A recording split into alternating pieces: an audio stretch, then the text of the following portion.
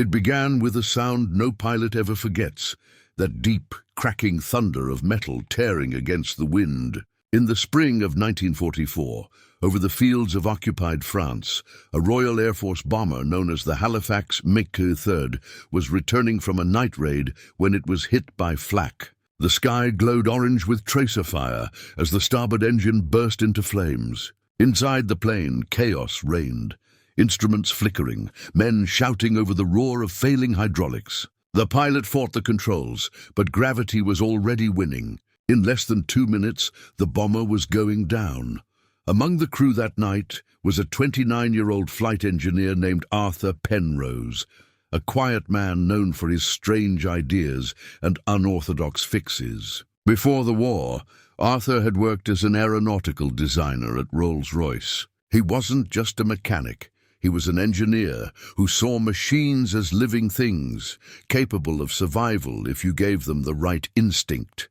But that night, none of his theories could save them. The Halifax slammed into a patch of farmland near the village of Saint-Étienne, scattering wreckage across the soil. Miraculously, 5 of the 7 crew members survived. The Germans arrived within hours, rounding up the men and sending them to a prisoner camp deep in Bavaria. But Arthur's mind was not built for surrender. Inside the POW camp, while others counted days, he studied the equipment around him. The Germans used captured British and American parts to repair their own aircraft, a strange irony of war that fascinated him. He watched as mechanics stripped down engines, swapping components, welding, modifying. Over months, he began sketching quietly on scraps of paper, sketches of a new kind of modification, something that could make a plane faster without adding new engines. A blade, he called it, a strange curved aerodynamic device that redirected the flow of air under the fuselage to stabilize lift and reduce drag. In theory, it could give even a damaged aircraft a fighting chance to outrun its pursuers. When Allied bombers began flying deeper into Germany in early 1945, Arthur's camp was moved closer to an abandoned Luftwaffe airstrip. That was where his obsession truly began. One night, during a bombing raid, a German Focke-Wulf FW-190 crash-landed nearby. The guards were too busy taking cover to notice that Arthur and 2 other prisoners slipped away, reaching the burning wreck. The pilot had survived, but the aircraft was a ruin, its left wing twisted, the nose half buried in mud. To anyone else, it was junk. To Arthur, it was a challenge. Over the next weeks, as the camp guards scavenged metal and equipment, Arthur volunteered to assist in cleanup. Using stolen tools, he began secretly working on the wreck during off hours, hiding his progress under tarps. He tested his theory by reshaping the remains of the wing panels, carving a curved channel into the fuselage just behind the propeller arc, a makeshift airfoil guide. He believed it could force high-pressure air down the fuselage in a way that reduced turbulence at high speeds. It was a bold, almost suicidal experiment, especially since the plane was missing half its control system. Then, one frozen morning in February 1945, a Luftwaffe engineer named Karl Brenner discovered his work. Instead of reporting him, Brenner was intrigued. Karl was a veteran mechanic who had seen his share of dead pilots and broken machines. Something in Arthur's sketches, the balance of math and madness, reminded him of Germany's own radical engineers who designed the Messerschmitt Me 262, the world's first jet fighter. So the 2 men struck a dangerous friendship. By night, they worked together in secret, reshaping the wreck piece by piece. Their unlikely partnership turned the ruined FW-190 into something unique, half Allied, half German. A hybrid prototype that had no official existence. Karl had access to spare instruments. Arthur had the vision. Together, they replaced the standard cowling with a reforged aluminum shroud to direct airflow more precisely. Arthur's forbidden blade, the aerodynamic channel, was welded beneath the fuselage, almost invisible. They balanced the weight with scrap metal from downed bombers. It was madness, but it was also genius. When the Allied front moved closer in April 1945, the Germans abandoned the camp. Karl urged Arthur to escape, but Arthur refused. Not yet. The plane wasn't finished. He wanted to see it fly just once. Days later, with the sound of artillery echoing in the distance, the two men rolled the modified WW190 onto the cracked runway. They had less than 300 meters of space, not nearly enough for a safe takeoff. But Arthur's math said otherwise. He believed the new airflow design would provide lift faster, even at low throttle. Carl climbed in with him. Neither spoke a word. The engine coughed, roared, and the plane lurched forward. For a moment it seemed doomed to crash again. Then, to their disbelief, it lifted. Not gracefully, but powerfully, slicing through the air like it had been waiting for that moment since the day it fell. The forbidden blade worked. The battered aircraft climbed higher, faster than any FW190 had a right to. It was unstable but alive, reborn. That single flight lasted less than 10 minutes. When they landed, the runway erupted in shouting. Soldiers, prisoners, everyone staring at what they had seen. Within hours, Allied troops overran the area. Carl was captured, Arthur freed. The war ended weeks later. But his creation, that broken plane turned secret weapon, vanished into history. Dismantled by Allied intelligence who didn't believe such a device could exist. What they didn't know was that Arthur had already sent the design, sketches to a contact in England through a smuggled Red Cross parcel weeks earlier. And those drawings, half dream, half desperation, would later catch the attention of post-war engineers studying early jet propulsion. Some of his concepts even appeared years later in declassified reports about airflow optimization for turbine jets. The rogue engineer had changed aviation forever, not with a factory, but with a wreck, a pencil, and a forbidden idea. When Arthur Penrose returned to England in the summer of 1945, the war had officially ended, but his war was only beginning.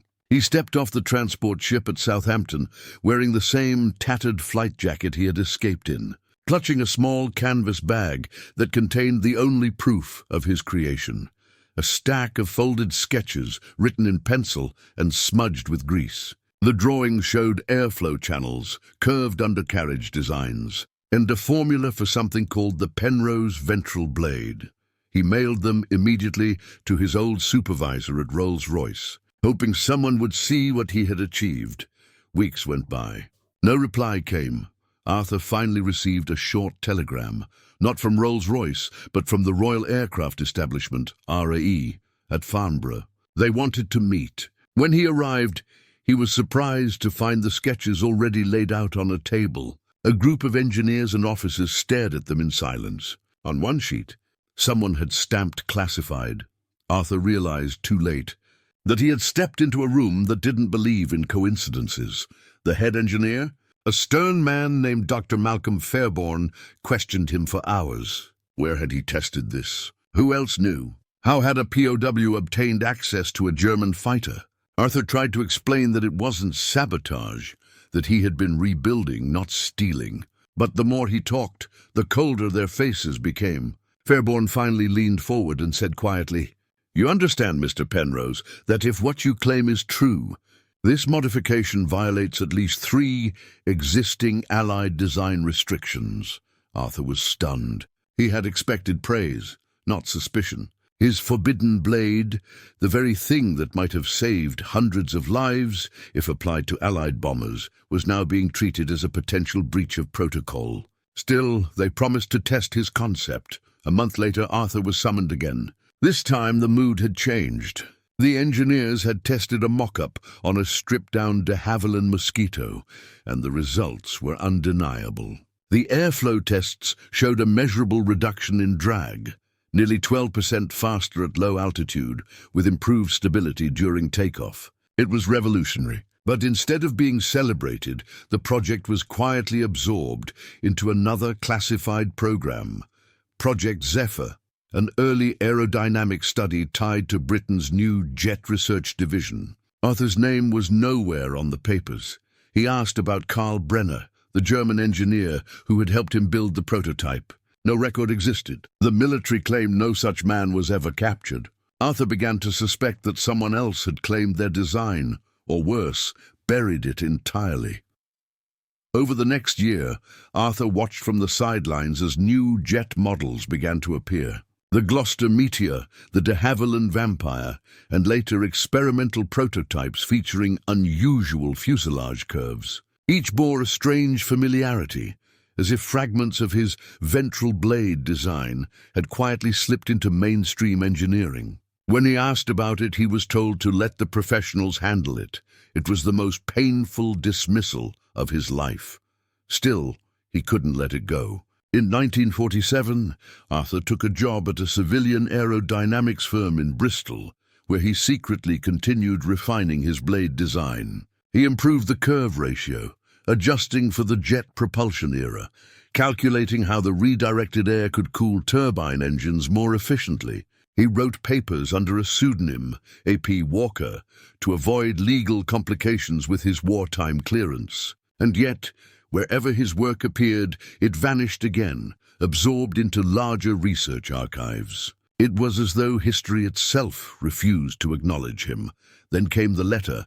In early 1951, Arthur received an envelope with no return address. Inside was a single photograph, a black and white image of a strange jet sitting on an unknown runway.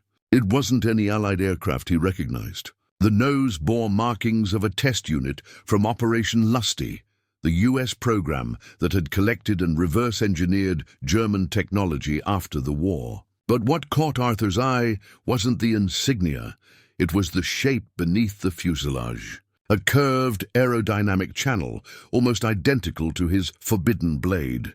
He turned the photo over. Written on the back in faint pencil were 3 words. It worked, Arthur. No signature. For days he couldn't sleep. Had Carl survived and been taken by the Americans? Was this his way of telling Arthur the truth?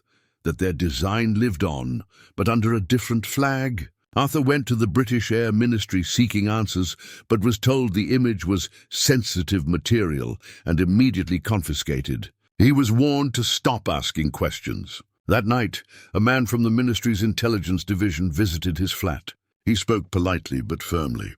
"You've done your part, Mr. Penrose. The war is over. The technology is safe where it belongs." Arthur never saw that photograph again. Over the next decade, as the jet age exploded into the public eye, familiar shapes began appearing on aircraft worldwide. The Americans called them boundary layer control surfaces. The Soviets called them ventral deflectors. Each concept used the same principle Arthur had drawn from memory in a prison camp. But his name remained absent from every record. By the 1960s, he was a forgotten man, a wartime engineer whose crazy POW sketches had quietly shaped aviation's future without ever earning him credit. And yet he never stopped tinkering. His notebooks, hundreds of them, were filled with designs decades ahead of their time.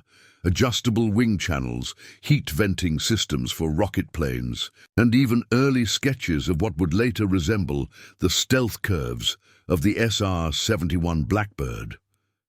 When Arthur died in 1971, his notes were boxed up and nearly thrown away. But a young aeronautical student who had once corresponded with him, Peter Langley, rescued them. Decades later, those same papers resurfaced during declassification reviews of post-war projects. Several analysts noticed something remarkable.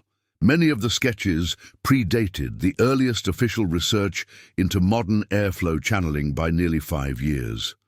The forbidden blade was no myth. It had existed, and it had worked. But by then, Arthur's story was lost in the noise of history. His name never appeared in textbooks or documentaries. Only the quiet line in a forgotten memo from 1946 hinted at the truth. Field test number 47B, unorthodox modification, demonstrates unexpected lift stability at low drag ratio. Further study recommended. Source: Penrose. The world had moved on, but a handful of engineers knew the legend of the rogue mechanic who rebuilt a fallen plane in the middle of a war and accidentally pushed aviation a decade forward.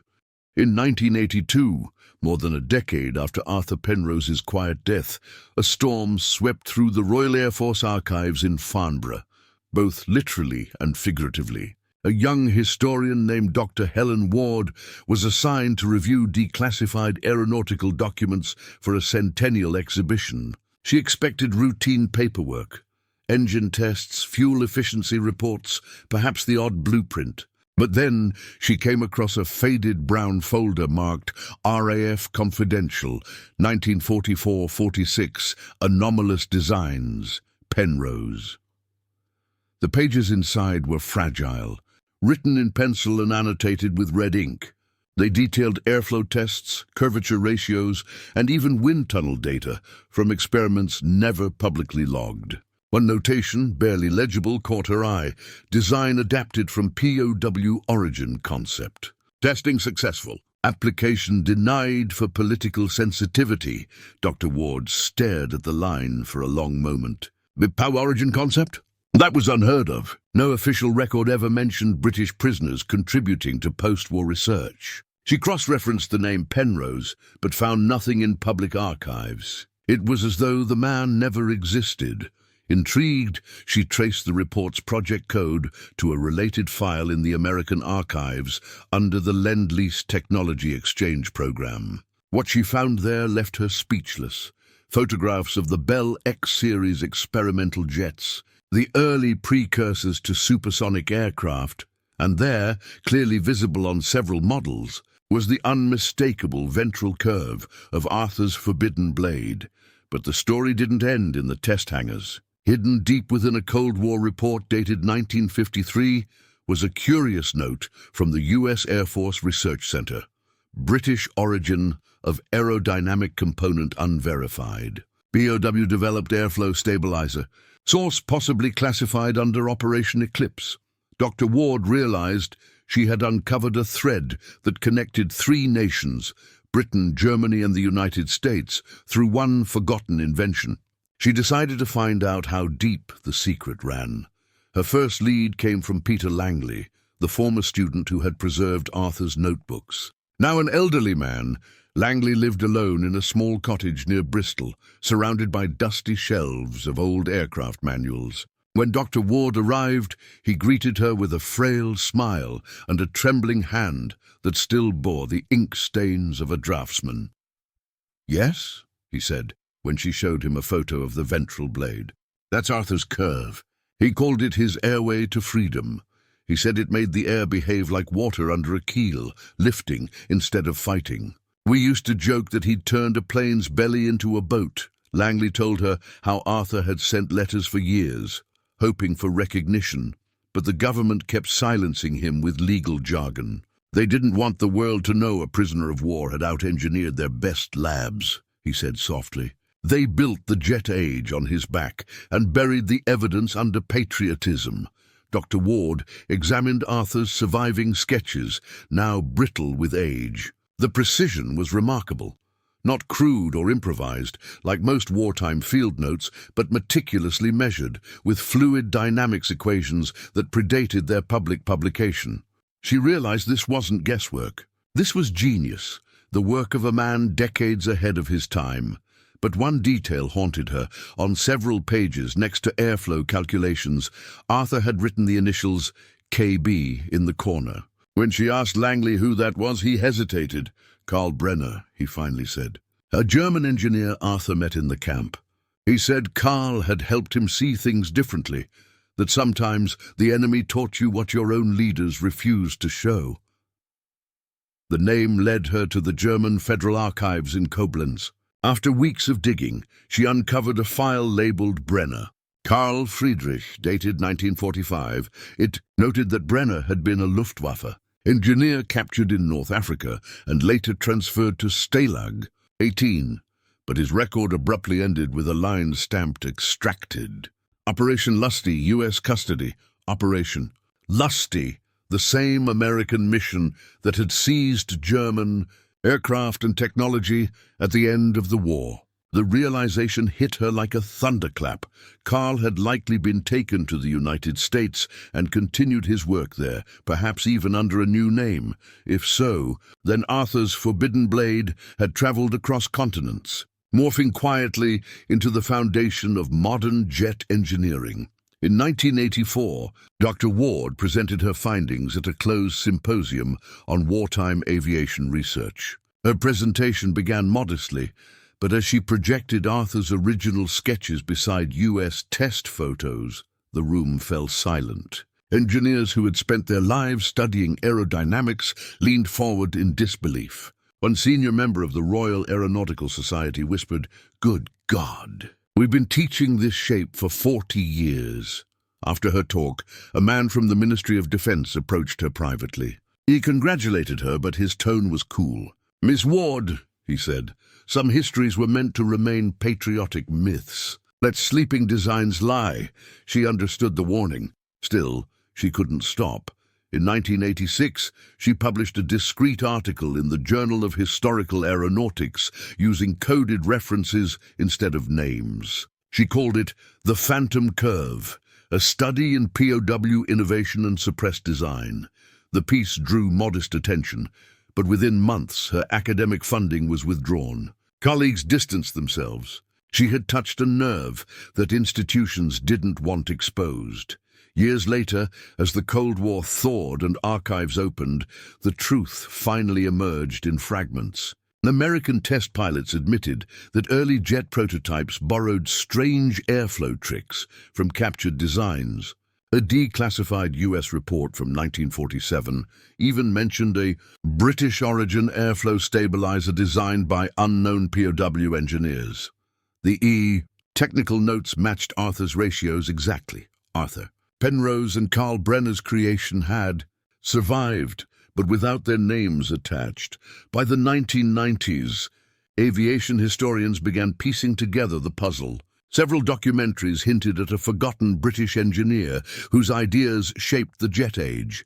One even showed a faded photograph of Arthur's POW sketchbook. Slowly, the legend of the rogue engineer began to resurface, though his identity remained half ghost, half myth. In 2004, the Royal Air Force Museum quietly added a small exhibit, a rough wooden mock-up of the ventral airflow channel, labeled simply Recovered Prototype Stalag 18, 1944, Origin Unknown. Only a few visitors knew the real story, and those who did often stood before that piece of history in silence, staring at the crude wooden curve that once changed the skies. The next morning, the desert was unnaturally quiet. Only the dry wind moved through the scattered wreckage of metal and bone.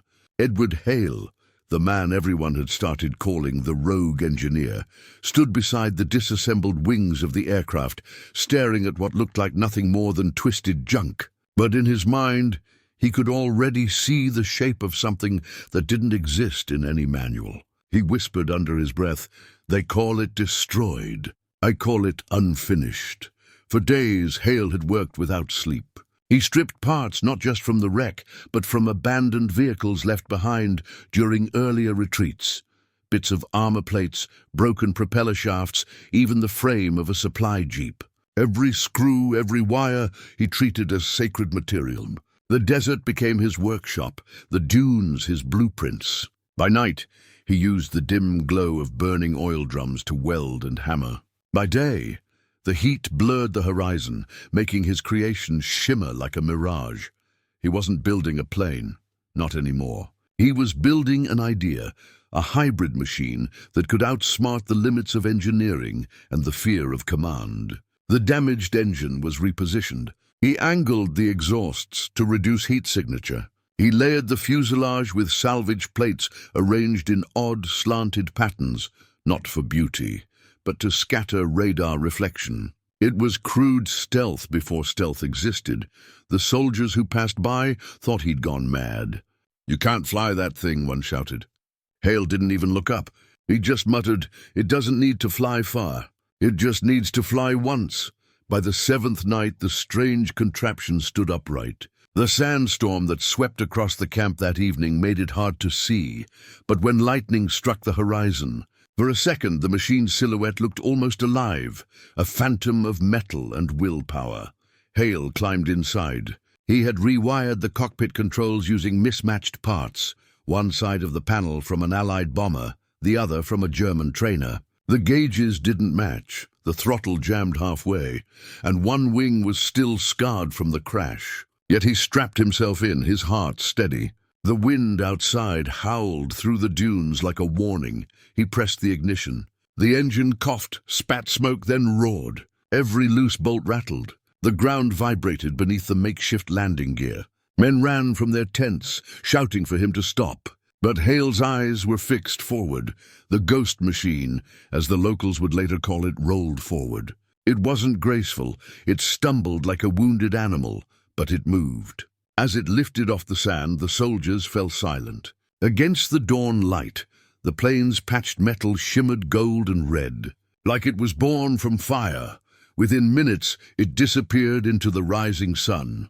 For the next hour, radio operators picked up fragments of static. Then suddenly one clear message, target ahead. Adjusting descent. They won't see it coming. Moments later, an explosion rippled across the horizon, not from the desert, but from the enemy base 20 miles north. Hale's modified aircraft had struck its fuel depots with uncanny precision, using the wrecked plane's damaged wing to glide in low and undetected. When Allied scouts reached the site hours later, they found craters and scattered debris. No sign of Hale or his machine. The official report labeled it a freak accident, but the men who had seen him build it knew better. They called it the forbidden flight, the moment one engineer's madness became the Army's miracle. In the weeks that followed, whispers spread through the front lines. Mechanics began copying parts of Hale's design. The angled plating, the hidden exhaust routes, even the uneven wing structures. What began as one man's rebellion quietly influenced aircraft prototypes years later. Some historians would argue that Hale's experiment foreshadowed the first stealth principles of modern aviation. Others dismissed it as a myth born in the chaos of war. But among those who had been there, who had watched him disappear into that blazing horizon, it wasn't a myth. It was proof that desperation, when paired with genius, could create something far beyond reason. And somewhere, buried under the desert sands, the remnants of that machine still lie, a secret welded from defiance, heat, and hope.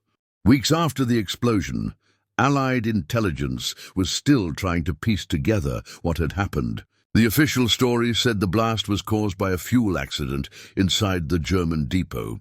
But when investigators arrived at the site, what they found didn't fit any manual. Scattered across the crater were fragments of aluminum that didn't match any known aircraft. The angles were irregular. The plating seemed reinforced with layers of salvaged metal, even melted Jeep suspension parts. One officer picked up a twisted rod with a curious welding mark shaped like an H. He muttered, "Who the hell built this?" In the nearby villages, rumors had already begun to grow. Locals spoke of a ghost plane that had appeared from the sand during the dawn storm, flying low, silent, glowing red like molten glass. Old shepherds swore they saw it dip below the horizon just before the explosion. The soldiers called it Hale's Phantom. Back at the Allied camp, Captain Wilkins, Hale's former superior, found Hale's notebook among the leftover wreckage. The pages were torn, some burned, but the sketches inside were unlike anything the captain had ever seen. The diagrams showed a new type of airflow structure, one that redirected pressure through broken panels to stabilize lift. It wasn't insanity, it was innovation, decades ahead of its time. Wilkins ordered the notes sealed and forwarded to Engineering Command. But before they could be processed, the war shifted east. Files were misplaced, people reassigned. Hale's name slowly disappeared from the paperwork, absorbed by the chaos of bureaucracy. Yet among the mechanics and pilots on the front, his legend only grew stronger. They spoke about him during night patrols, a man who refused to obey, who rebuilt failure into function. For young engineers, his defiance became a quiet code. If it's broken, it's potential. Years later, after the war ended, fragments of Hale's machine were recovered during an archaeological survey in North Africa. The researchers initially assumed they were remnants of a downed prototype, but one detail caught their attention. The weld seams were inconsistent, almost handcrafted. It looked less like factory work and more like something built in a hurry, by someone who understood both desperation and design. In 1949, an engineer at the Royal Aeronautical Society stumbled upon one of Hale's sketches while studying declassified material. He was astonished to see the early concept of angled deflection plating, a crude precursor to what would later become the stealth geometry principle used in modern aircraft such as the F-117 and B-2 Spirit. No one officially credited Hale, of course. His name was still buried in forgotten archives, his service record marked missing, presumed KIA, but among certain circles, experimental designers, test pilots, military historians, the story of the rogue engineer circulated quietly. Some believed he had survived and vanished into the civilian world. Others claimed he was recruited in secret programs that never appeared in public documents. There was even a rumor that during the early Cold War years, an unnamed consultant was seen advising on unconventional aircraft prototypes in an undisclosed desert facility. He never signed his name, only used a small H mark on his diagrams. Whether myth or fact, the trace of his mind lingered. Every time a mechanic dared to modify a plane outside regulation, every time a field engineer tested a theory with no blueprint, the ghost of Hale's defiance whispered through their tools. And yet, history's irony remained. The same military that once dismissed him as reckless now quietly built upon his vision. In 1963, during a classified review of early stealth experiments, an internal report noted a peculiar observation. Unverified accounts of a field engineer's wartime improvisation in 1943 demonstrate early awareness of radar reduction principles. Despite lack of formal acknowledgement, no one realized how prophetic that note was. Decades later, when stealth technology officially entered service, one veteran mechanic from North Africa sent a letter to a museum curator in London. Attached was a photo, faded, sand-stained, showing a man standing beside a half-buried wreck. The caption read, "He said it would only fly once." The museum archived it under anonymous submission, and so, in the vast web of war's forgotten stories, Hale's legend sits between truth and imagination, a monument to human defiance, because sometimes the difference between madness and genius is only whether the machine flies. By the time the 1970s arrived, the world had entered the jet age. Fighters broke the sound barrier, satellites mapped the Earth, and radar screens painted the sky in green ghosts of moving machines. But deep inside the archives of the Royal Air Force Museum, one sealed box remained unopened, labeled only Recovered Artifacts, North Africa, 1943. When the curator finally requested access for restoration, she found inside a bent propeller blade, a hand-drawn notebook, and a fragment of fuselage with the faded words, "If you can't follow the manual, write your own." It was signed simply H. The handwriting matched the wartime engineer, Thomas Hale. What stunned the researchers most was what they found in the last pages of his notebook. Sketches of a modified airflow system that looked almost identical to early stealth testing models from the 1950s. He had drawn it by hand, 10 years before the science officially existed. A quiet meeting was held between military historians and aerospace engineers to verify the findings. They compared Hale's airflow notes to the declassified Project Y schematics used during Britain's post-war radar experiments. The results were staggering. Hale's chaotic drawings contained accurate depictions of pressure deflection, thermal masking, and angular refraction, all principles essential to modern stealth craft. But Hale had done it without laboratories, without funding, without permission, only raw intuition, welding torches and fragments of broken aircraft. The story might have stayed buried if not for a retired airman who recognized the H symbol. He had seen it once, carved into a toolbox during the Desert Campaign. That connection sparked an investigation, which led to recovered service documents, letters from squad mates, and a field report stamped Experimental Airframe Recovery. Finally, After decades of silence, Thomas Hale's name resurfaced. The file was unsealed, and the official verdict was changed from reckless insubordination to extraordinary field innovation under combat conditions. Hale was posthumously recognized for his contribution to aeronautical engineering. But by then, no one knew where he had gone. Some believed he died in the explosion that destroyed the German depot. Others claimed he had been quietly relocated into a secret post-war project, never to be seen again. All that remained was his notebook and a single message scrawled on the inside cover. "If you want something to fly, stop asking permission." His legend lived on among engineers and pilots, a quiet ghost in the machine. The man who rebuilt a ruin into revelation, in a strange twist of fate. When aerospace designers began developing the next generation of stealth jets, they unknowingly traced the same lines Hale had drawn 30 years earlier. His deflection curves matched the early concept angles for the F-117 Nighthawk. His airflow stabilizer looked like a primitive version of modern composite control surfaces. Historians still debate whether the resemblance was coincidence or influence. But for those who believe, the evidence feels like destiny, the mark of a mind that saw further than its time. And as the decades passed, one photograph began circulating online, a grainy wartime image showing a man in a torn uniform, working alone under the wing of a half-destroyed aircraft. No face visible, just the silhouette of someone welding sparks into the desert night. The caption simply reads, "The Rogue Engineer." No one knows who uploaded it, but it remains one of the most haunting artifacts of innovation.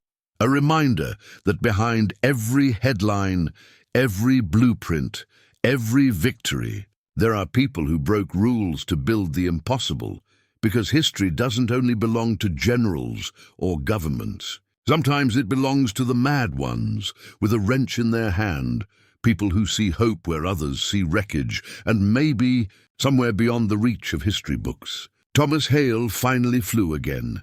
In every war, there are engineers who follow orders, and there are those who rewrite them. Thomas Hale was one of the latter, a man who turned failure into flight, and wreckage into revolution. They called him a rogue, but maybe he was simply early, building the future out of the ruins of his present. And as the engines fade and the sand settles, one question remains. What if every broken machine is just waiting for someone like Hale to make it fly again? The rogue engineer, forgotten by history, but remembered by invention.